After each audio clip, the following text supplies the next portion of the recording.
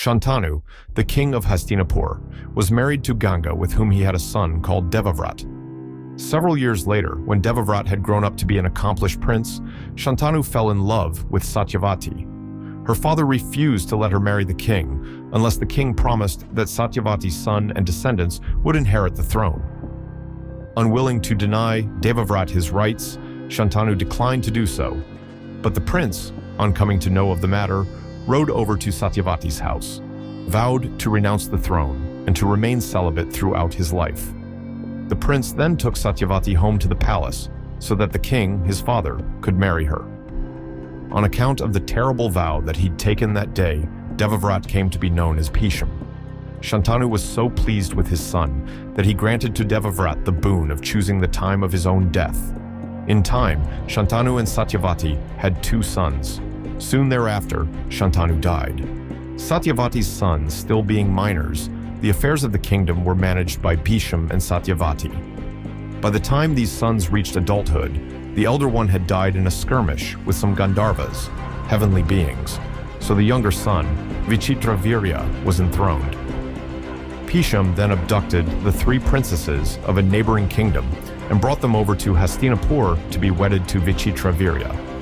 The eldest of these princesses declared that she was in love with someone else, so she was let go. The 2 other princesses were married to Vichitravirya, who died soon afterwards, childless. So that the family line did not die out, Satyavati summoned her son Vyasa to impregnate the 2 queens. Vyasa had been born to Satyavati of a great sage named Parashar before her marriage to Shantanu. The 2 queens each had a son of Vyasa.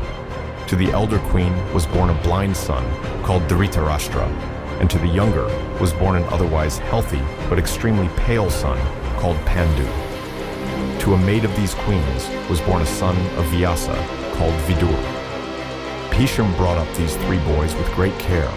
Dhritarashtra grew up to be the strongest of all princes in the country. Pandu was extremely skilled in warfare and archery, and Vidur knew all the branches of learning, politics, and statesmanship. With the boys grown, it was now time to fill up the empty throne of Hastinapur.